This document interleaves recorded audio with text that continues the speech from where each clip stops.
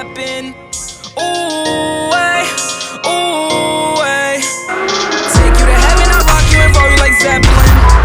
Yeah. Now we actually found a 918. Better catch a little baby, you falling in love, and my heart got a key for your mom, but it's also a weapon. Hey, what's going on, guys? This is Daniel, or LAOC Exotics here, and today I'm bringing you guys my top 5 worst supercars. Before the video begins, I'm going to ask you guys for a quick like and a quick comment on this video. It'll help out more than you guys know. So without further ado, let's get into that number 5 spot. Coming in at number 5 is going to be the Lykan Hypersport. Yes, this is the car that was on Fast and Furious that jumped from building to building out in Abu Dhabi or whatever country they were in. And it jumped between 3 buildings. Paul Walker has his serious face and he's like, oh, there's only 7 in the world, $3.4 million, blah, blah, blah, blah, blah. Yeah, he also says 0 to 60 in less than 3 seconds. Yeah, if you're paying more than $3 million, I would hope that you're going 0 to 60 in less than 3 seconds. If you pay more than $3 million for that, for a car that came out this decade, I don't know what you're doing.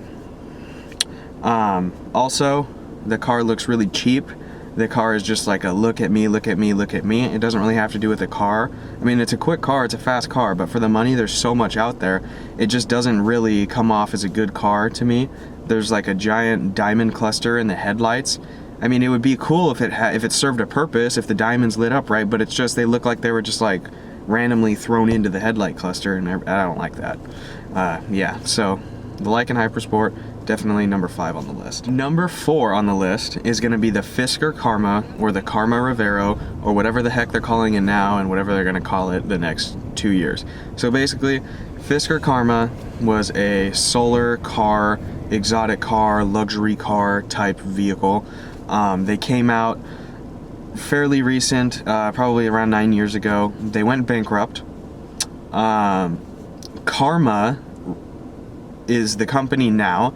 It got bought, taken out of bankruptcy, they rebuilt the company, but they made the exact same car, and instead of it being called Fisker and the model Karma, now it's called, the brand is Karma, and the model is Rivero. Really weird. It went out the first time. I don't like it. It sounds like a UFO. It's too big. It's really ugly. It's too expensive. It's slow. It's not a supercar. I don't know why it's marketed as one. It's marketed as the most beautiful car also. I think it looks really ridiculous. I don't think it's beautiful at all. And I do not think that is a supercar. And that's why I think it is perfect for this list. Alright, coming in at number 3.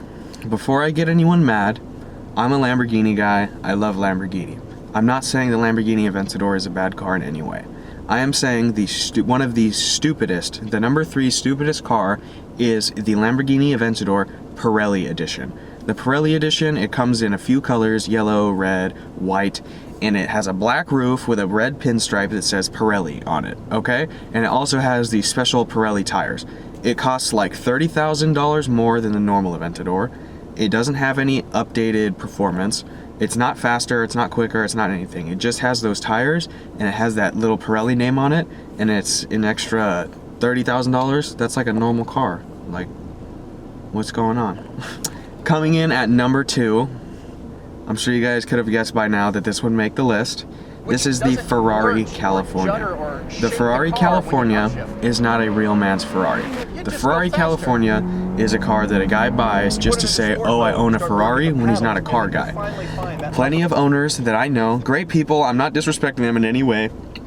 If you're a car guy, you just don't necessarily go out and get excited to go buy a Ferrari California. There are plenty of other cars in the price range that are respectable and that are sports cars and that are exotics and that are fast, but the Ferrari California is just not doing it. That's more like a grandma car, an 80-year-old man car, a car that you buy your wife when she wants to drive a Ferrari but doesn't know how much it costs.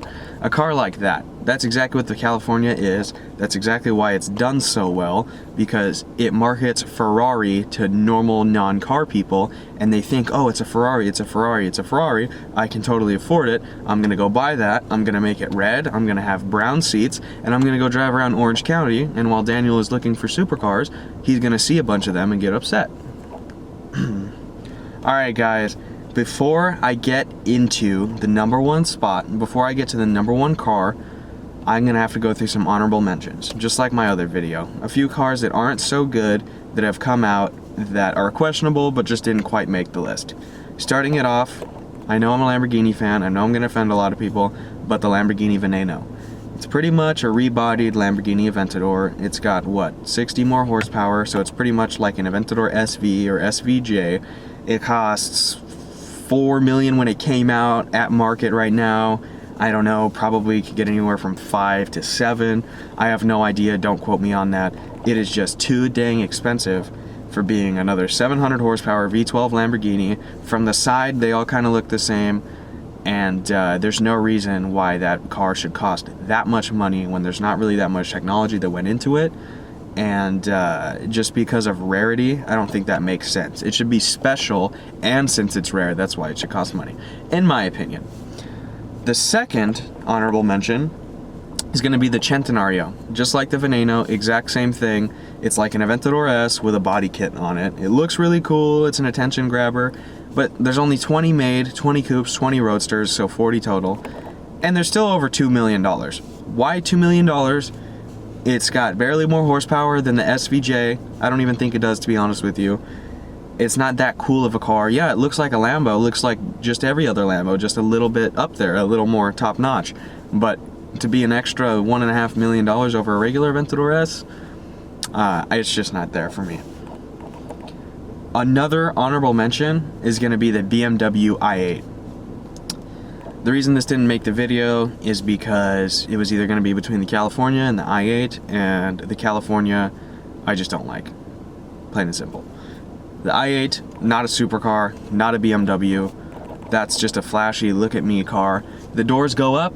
It looks cool, it looks like an exotic. It's not fast, it doesn't sound loud, it doesn't sound good. I don't even think it looks good, it just looks futuristic, so it's an eye grabber. It sold amazing, it did very well, but that is not a car for me, that is not a car I personally enjoy, and that's why it's gonna make the list as an honorable mention. The last honorable mention, I'm totally gonna offend a lot of people with this one, the Nismo GTR. I've been in a GTR, I've been in a Nismo GTR. Yes, one has more horsepower than the other, one has high downforce, right? A normal GTR is going to set you back 120,000. A Nismo GTR is going to set you back 215,000.